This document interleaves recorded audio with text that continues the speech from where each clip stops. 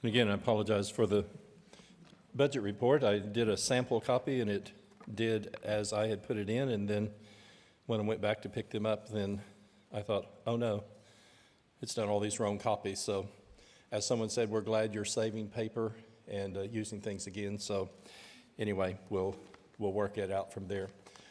We're in John 15 today, and we owe a lot of debt to Wayne Meiser because he's gone through both the gospel accounts and the outline, well, let's say it the other way, through David Roper's book, and then has just kind of assigned us various topics to cover as we go, and that's been very, very helpful.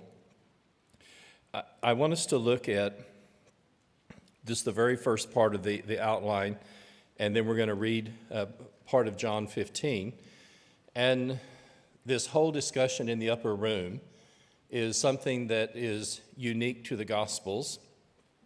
And again, for those who are either visiting or here for the first time, remember, 90% of Mark is in Matthew, 50% of Luke is in Matthew, but only 7% of Matthew, Mark, and Luke is in John. So I'm going to say exactly the same thing on the other end. 93% of what is in John is not in either Matthew, Mark, or Luke. And so John just kind of takes a whole different direction. And when I look at our New Testament, I think just like a parentheses, our first and our last gospel writers are eyewitnesses. They're guys who are with him, and especially the inner circle is Peter, James, and John. And so we have someone writing from information that even some of the other apostles didn't have. Central idea, branches, because he's going to use a physical metaphor. It's not quite a parable, but it's close to a parable. Branches can only bear fruit if they remain attached to the vine. And that's the direction that we're going to look at. And there's two or three very, very significant words, but the word either abide or remain is going to be very important, the importance of abiding in him. When you read through the Gospel of John, there are 7 different I ams, and this is the last of the 7, and Jesus says, I am, and when you hear I am, there's an echo from the burning bush. Who are you? Oh, I am who I am. Remember that from the early part of Exodus. And so when you come across these I am statements in the Gospel of John, then I always hear this echo back into the book of Exodus. Oh, I am who I am. And so John is going to choose 7 of these. And let me just do this with my hands first. He also does 7 signs, and these are very intentional, very deliberate, but he's going to do 5 signs before he does the first I am. And so John is organized in such a way to help us, first of all, to see this is what he did. Here are the signs. Many other signs and wonders did Jesus in the presence of his disciples. They're not written in this book. These are written that you may believe that Jesus is the Christ, the Son of God. Believing you'll have life in his name. And that's close to the closing. So we're going to have 5 signs. This is what he did. And then he starts introducing the first of the I ams. And this is who, can I use the term, this is who he is. And when you look at these, I put these just under this. Jesus is the bread of life. I am the light of the world in 8:12. Oh, I'm the gate and the door. I'm the protection for the sheep. I am the good shepherd. And this is one of the unique things in John, and let me just mention this. I am the good shepherd. I know my sheep know me by name. And then when you get down close to verse 17 and 18, here it comes. I lay down my life for the sheep. I choose to lay it down. No one takes it from me. I lay it down and I will take it up again.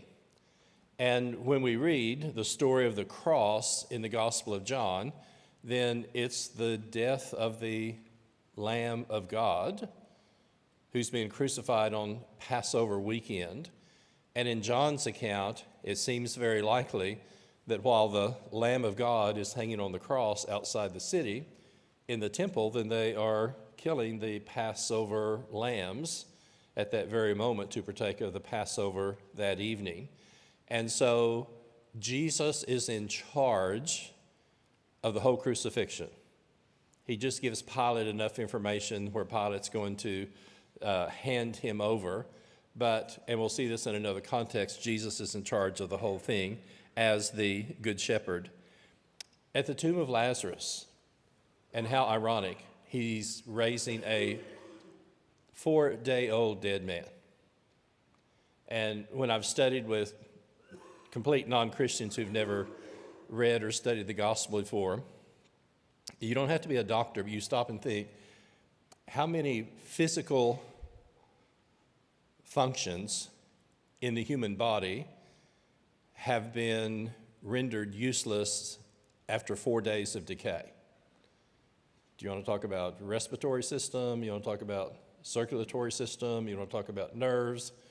And even in terms of having a stroke, how long do you have if you don't have oxygen to the brain before you have irreparable brain damage? Even to the point that the sisters say, what? Lord, he's probably smelling by now.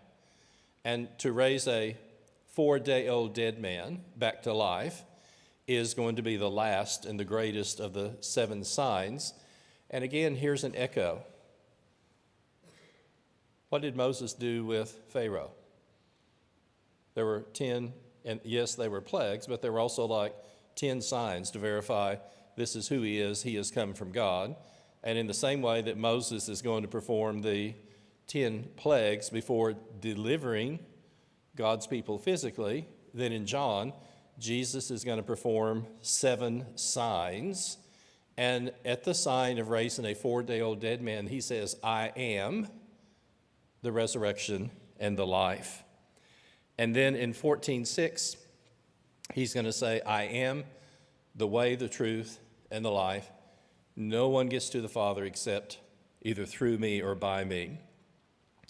So this term of the vine and the branches is going to be the final ones of the I am. And obviously we're going to be doing a very agricultural metaphor, and different terms have been used in these, but this is an expression that Jesus is going to use to complete this.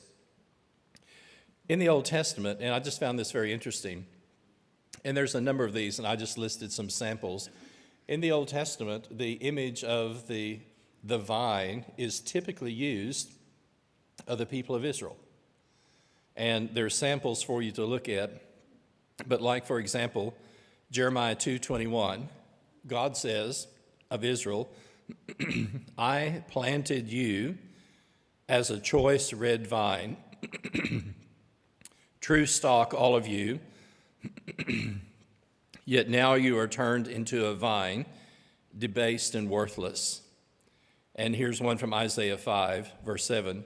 The vineyard of the Lord Almighty is the house of Israel, and the men of Judah are the garden of his delight. And so when Jesus comes along and uses this metaphor of the vine and the branches, typically, all through the Old Testament, the vine has been God's people, but Jesus is going to rearrange the metaphor where he is going to be the vine and his followers, his disciples, which will include you and I, are the branches. So let's read the first part of John 15. I am the true vine, and my Father is the gardener. And the actual word here is just our typical word for farmer, but it could also, some translations will say vine dresser, gardener, farmer are all appropriate. And notice, he cuts off every branch in me that bears no fruit. And just kind of stop and pause. How sobering is that? I'm the vine, Jesus is going to say followers are the disciples, God is the gardener, and the very first thing he says is, if something is unproductive, then the gardener comes and cuts it off. I know very little about vines. I know a couple of things about roses. And in Oklahoma, I like to prune our roses between the second and the third week in March, because we typically get our freeze toward the end of the first week in April. And if you prune them back and they're just starting to grow out and we get a light freeze, they're going to be okay. But if they're pruned too early, if you get a hard freeze, then they're just going to die. But the very first thing when I look at a rose bush is, what's dead? And that has to come out. It harbors disease, it takes up space, it may stick you. And so, here's a rose bush, and the first thing I look at is say, okay, anything that's dead, you come out. Well, that's one thing if you're pruning a grapevine or you're pruning a rose bush, but what happens when you're talking about people? I mean, this gets really sobering in a hurry. And the very first thing he says is, oh, my Father is the vine dresser, he's the gardener. And as the gardener, what does he do? Oh, well, he cuts out the part that are dead. And then, notice the next thing that Jesus says. Not only does he cut those off, but every branch that bears fruit, he prunes or trims clean so that it will be even more fruitful. And here's the rule of thumb. Grapes and roses come from new growth. And if you ever go, and we'll see a little more detail here in a second, but if you ever go by a vineyard that's been recently pruned, it just looks naked because there have been all these vines and everything else. And boy, they cut it back to sometimes 2 or 3 buds on the branches.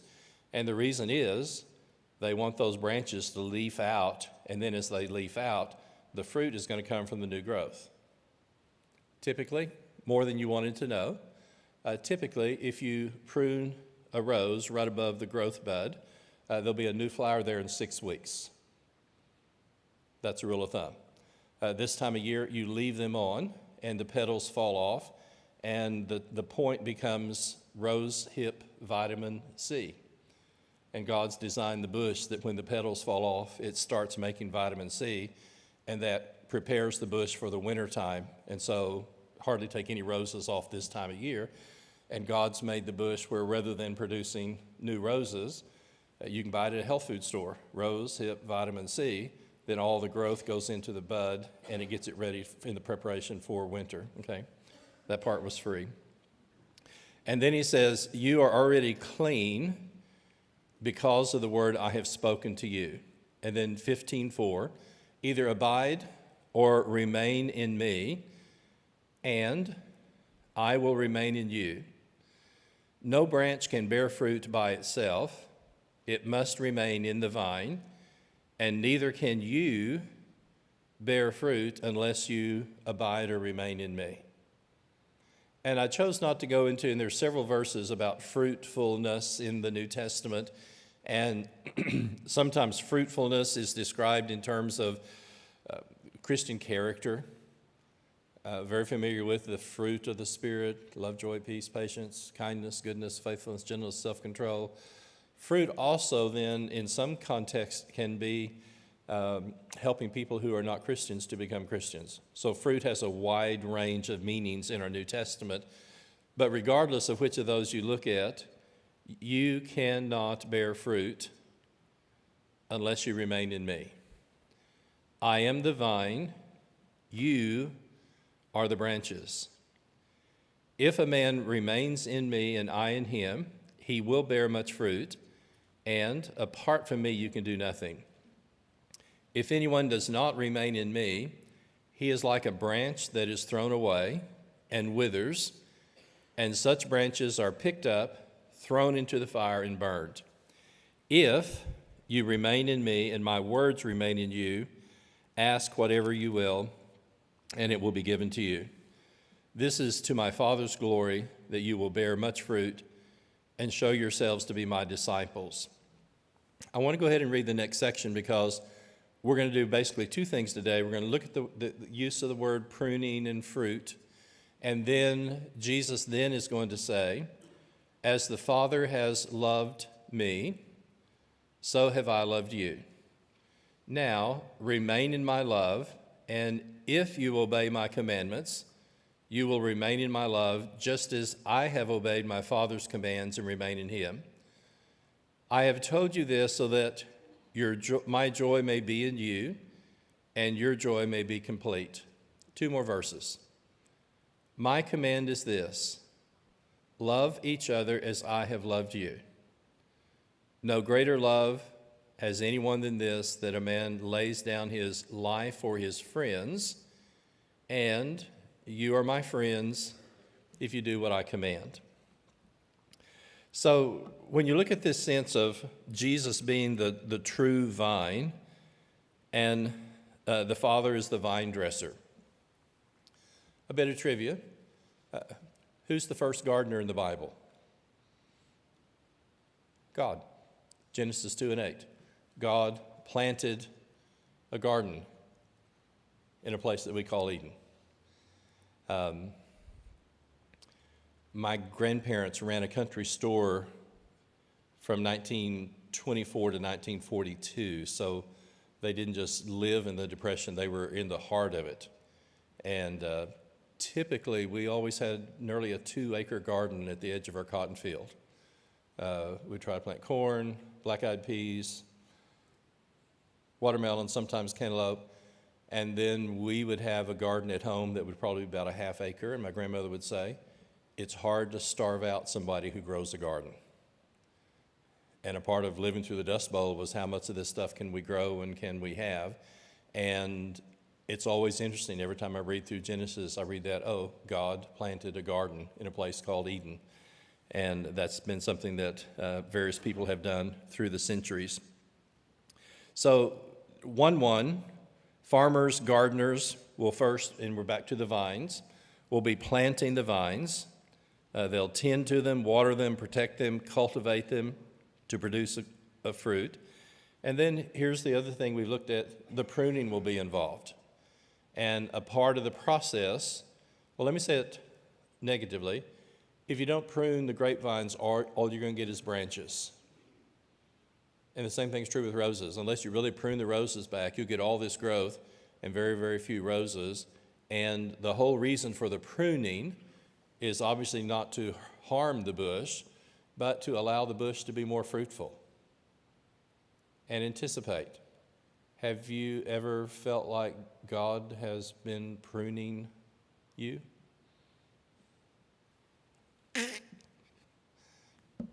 And sometimes things that are painful in time may be things that God is using for our spiritual growth as well, and we'll come to that in a second. So, under 1:2, right in the middle, you prune back the live wood for the maximum opportunity for the vine to bear fruit. And if the vine is left untrimmed, all of its energy will be spent on growing long, woody branches while only having a few bunches of grapes. Vine dressers vigilantly prune back the branches so that only a few buds are allowed to grow. And like I said, there's some vineyards down in Norman close to Camp Rock Creek. And anytime I used to drive by, every time they'd pruned, you'd kind of go, We lived in Midway City for a long time, and at the YMCA, there was an east-facing wall, and there were 5 rose bushes. They hadn't been pruned maybe in decades. 5 rose bushes. I took away 2 trailer loads of branches. They had grown up, they'd grown into each other, and people came by, and here were just these little sticks left, and here had been this whole mass of stuff that had grown together. And a couple of ladies said, "You've killed them, you've killed them." And I said, well, they may die of shock, and they may die of care, but you get very, very few flowers when you just have this tangled growth, and you cut them way back. And we'll see the term a couple of times. You have to have new growth to have fruit.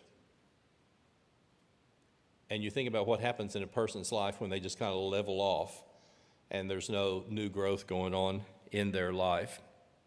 So the few buds will be allowed to grow. The vine will direct its life-giving sap into the production of grapes rather than long wooding branches.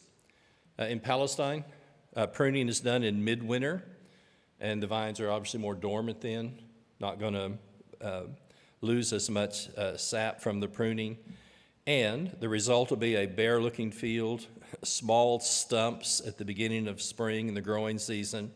However, the ongoing pruning goes on through the growing season to keep the vine's energy focused on a limited number of grapes. And look at this. The most productive grapevines are 12 to 40 years old with a deep, healthy root system. And because these guys, again, most of them from Galilee, have grown up in an agricultural society, as soon as Jesus starts saying, I am the true vine, I'm sure pictures of either vineyards, other places came to mind, and they would be very familiar with what Jesus is talking and illustrating in that. I thought the little chart would be helpful. Here's the vineyard element, the vine, the branches, and the gardener. And look at the function. The vine is going to produce sap from the roots to give life to the branches. The branches are there to bear fruit. And I just want you to just kind of stop and think for you and I. You know, he is the vine, we are the branches, and spiritually, if we're attached to the vine, the reason for that is that in our spiritual lives, we will be those who will be bearing fruit. The gardener, he prunes, he takes away the things that are dead and unproductive, and he carries them off and burns them. On a mature rose bush, usually second, third week in March, I think we're going to drop this thing maybe half of its size. And we won't as they're growing, but a mature one will drop till half. Usually in August, we come back and do another haircut, drop everything by a third. Because sometimes some of our most beautiful roses are in September and October when it's not quite as hot, not quite as much wind. But yes, there's a major pruning every spring, but as you keep taking the roses in, you keep pruning the bush back, and then it needs another one. And that's something because that was something we always did growing up and I continue to do. A lot of times when I'm working on a rose bush, I'm just thinking, yes, God's probably doing the same thing to me. A few of you may have known Brother McCord. Was at Ridgecrest for a long, long time and was Bible teacher at OC. Brother McCord didn't chat a lot. He got up at 4 o'clock every morning and ran 2 miles and usually spent an hour in his Hebrew Bible and an hour in his Greek Bible and would say these little prayers of just a sentence to start a class. Well, his grader graduated. He always gave these little questions, and so I volunteered for 2 years to be his grader so he would have to talk to me. And that way I was in his office and got a chance to visit with him and everything. And it was the week or two before I graduated, and young man, I really appreciate your help these last couple of years. And then he said, I need to tell you something. I've been praying that God will continue to send trouble in your life to keep you useful. And I'm thinking, good night. Start praying about something else. Here's one of the most godly people I know, and here I am about to graduate, and you're all excited you're about to graduate, and he says, young man, I've been praying that God will continue to send enough trouble into your life to keep you useful. And several times I've said, God, that prayer's been answered. Okay, listen, we don't need any more answers to that prayer. But just stop and think about it. We grow in different seasons at different times of our life, and even something that's difficult, and somewhere later in our outline I just asked the question, did Job ever feel like he was being pruned? And what's critical is that when those things come, some branches are going to separate themselves from the vine. And when those types of things come into our lives, to me it's like we come to a Y intersection and we have a choice to make. And as we're going to see, Judas and Peter had choices to make, didn't they? And one went this way and one went the other. And when you just look at this analogy of here's the true vine, we're the branches, and then God is the vine dresser. What started out as just this simple agricultural metaphor has an awful lot to say to you and I about the things that take place in our lives. So the vine represents Jesus, the branches, the disciples, the gardener's God. So Jesus brings and sustains life. The branches, we carry out the ministry of Jesus, especially by our love, and God judges and cleanses the community. So at the bottom, again, I use that expression about God pruning, and you think about that passage in Hebrews, those that are true children, God disciplines those who are his children. So just something to think about, because different things will happen to us, and sometimes it's tragic, the things that happen. But this analogy of the last one is the importance of us remaining attached to the vine, no matter what happens. If you look at the next page, I just distinctly remember at one time reading through the parable of the sower and thinking, okay, those first three, the birds, the rocks, the thorns, what the first three soils have in common is that they never got to develop a root system. Birds took the first one away, the rocks made it really skinny, the thorns choked it out.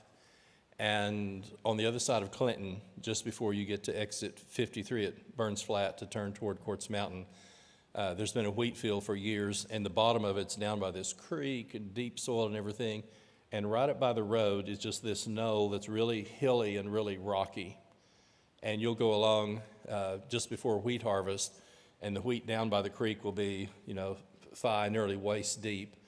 And up next to the interstate, the wheat will be about this tall because it's got rocks underneath it. That's just what happens. And I've driven by that a lot and thought, what a contrast. But that's just exactly what Jesus talks about in the parable. And so here's what's significant. There's no fruit without root. And you stop and think, where is our spiritual root system supposed to be if we're the branches? Well, one, in terms of the vine, the branches, it's in Jesus. Apart from me, you can do nothing. If you abide in me, you will bear much fruit. And I oftentimes think Jesus, our relationship with God, his word, this is our environment. Last Friday, we took some grandchildren fishing. And not every time, but a lot of times when that fish finally comes out of the water, what's he doing? He's flopping and he's gasping because he's out of his environment. And unless he gets put back in, he's going to die. And I oftentimes stop and think, where is our spiritual environment? Well, a part of our spiritual environment is in God's Word. And you know what I'm saying? We've all had times where it's more difficult to read, or we haven't read, or other stuff, and we just find ourselves gradually getting a little bit weaker and a little weaker. Our spiritual environment is abiding in Jesus, having God as our Father, living in his Word, and the blessing and fellowship of God's people. In the same way that a fish thrives in water, then we spiritually are going to thrive within those conditions. The word clean is very important because clean is also used of the word prune. And Jesus is going to say in John 13 and verse 10, this is about 5 lines down, during the foot washing, not every one of you is clean. And who's he talking about? Judas. How sobering is this? Judas is the first example of not abiding in Jesus, physically and spiritually. If you do not abide in me, the branch will be cut off and detached. And how specific. So when you look at the word abide, it's a prayerful heart, a prayerful spirit. And Jesus is going to say, by their fruit you will know them. So here are these wonderful terms, and this is where I think God wants us to be and to live. You have terms like to abide, to believe, to obey, to persevere, and even to dwell. And we think spiritually, this is where our spiritual home is, and Satan is going to do everything he can to either keep us out of that or to not keep us as productive as we ought to be. I want to spend the rest of the time thinking about the word love. And we're going to look at some contrast of words, and a lot of this I'll leave you to read yourself. The easiest way to do this in English, if you find a Young's Concordance will take the word love, and the two words we're going to look at today, the word phileo, and we're going to hear Philadelphia, city of brotherly love. When you read through Young's, it will have all the words with phileo in one setting.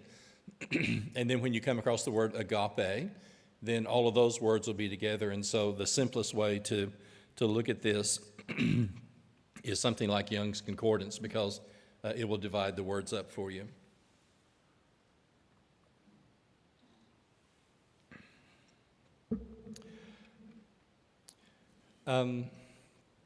Very few things are either sung about, written about in plays than the whole idea of love. And in my generation, it's always amazing how many songs about love that James Taylor had sung about, shower the people you know with love, all this other stuff. And then you do an interview, and his comment was, he said, well, most relationships today can only last for about a decade.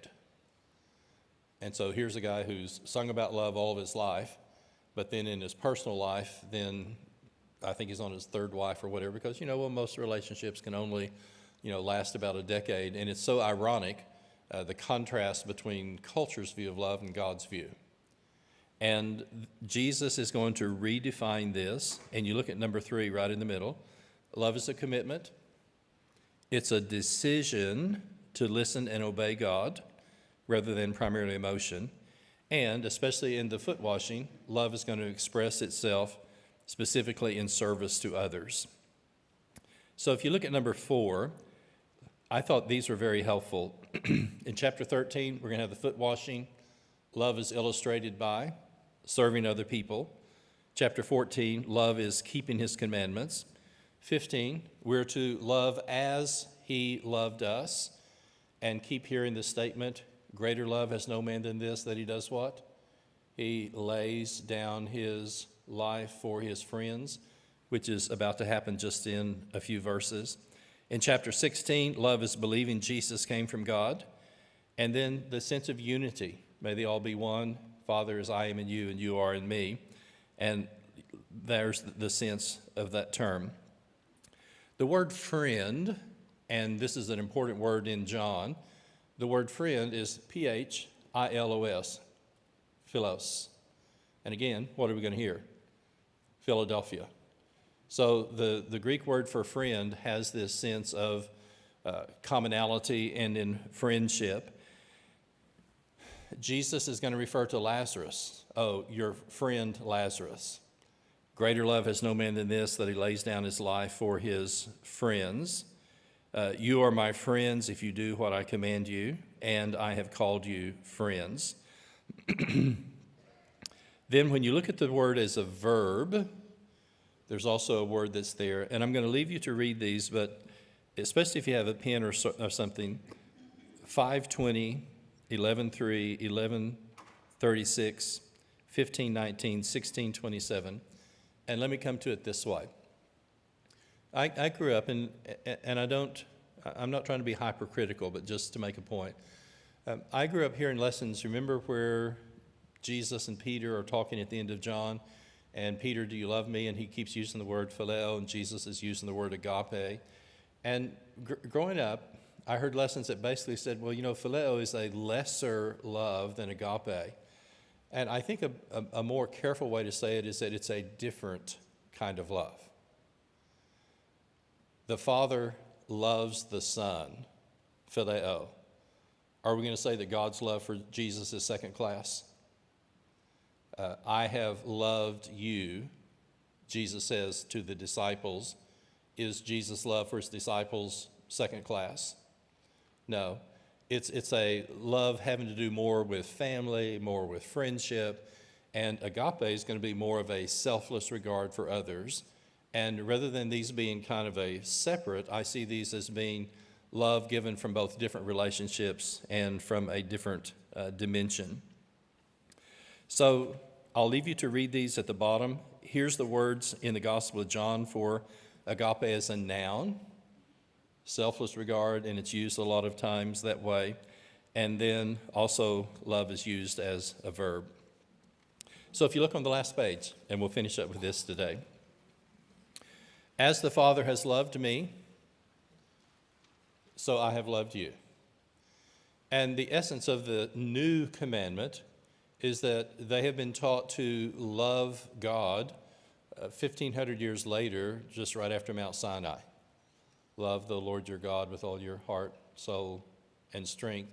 And so the concept of just generally love, and especially loving God, Leviticus, I guess 19:18, love your neighbor. It's not that love is new within itself, but what is new is both the commitment, the depth, and the illustration. And the same thing is going to be true of the word friend that we'll see here just for a second. So Jesus is going to speak of his disciples and say, I have called you friends, and these are the things that I command you, that you will love one another. So I'd like to close with 5 things today, and here's the first one. Here's the last of the I ams, and Jesus says again, I am the true vine. The Father is the vine dresser. And Matthew, Mark, and Luke are going to record, and John doesn't in the same sense, that one of the final activities in the upper room, well, let me do it the other way. Why are they in the upper room? Oh, our master wants to partake of the Passover meal. And so they're in the upper room to partake of the Passover. Typically, in a Jewish Passover in the first century, there were 4 cups of wine. And there were various activities, songs that were sung, and this was the tradition and the routine. And so when you took of the Passover, then a part of the preparation for it, and of course, the one that's going to happen on the evening of Passover is going to have the roasted lamb. So that's why you had to get the lamb to the temple, getting sacrificed, skinned, gutted, cleaned, get him home, run the pomegranate branch through him, get the coals, get the fire going. Can I use the term rotisserie the lamb? All of that has to be done before sundown. And those events have been being done for 1,500 years. And that is all taking place. But to me, it's very interesting. On the same evening where they are going to take 4 cups of wine, Jesus then, and Luke, when he gives the account, will tell us of 2. He had taken a cup, and then he took the unleavened bread, and he said, oh, this is my body, which is given for you. And then he's going to take another cup and say, oh, this is, in Luke, the cup of the new covenant that is given for you. And on the same evening where they're going to partake of the Passover meal, they're going to have the different cups. Then Jesus starts talking about, I am the true vine, you are the branches, and bearing fruit. And the fruit for us spiritually in our lives is going to be fruits of the Spirit, those kinds of things. But very literally, the fruit of the vine is going to be what they're taking of within the cups while they're doing both the Passover and the first Lord's Supper. And I just think how appropriate. But Jesus is going to direct, do this in remembrance of me, in terms in John, abiding, remaining, dwelling, being connected, and being attached to him. Number 2, we've said this, but just a reminder, throughout our lives, we can only bear fruit if we remain attached to the vine. And just let that sink in. I can only bear spiritual fruit in my life if I'm attached to the vine. Leon Morris had come up from Melbourne to Sydney and gave 5 lessons on John. And when he came to the events with Judas, John just simply says, Judas went out and it was night. And Leon Morris quietly said, it was dark outside and it was dark in Judas's soul. He no longer was abiding because he had left.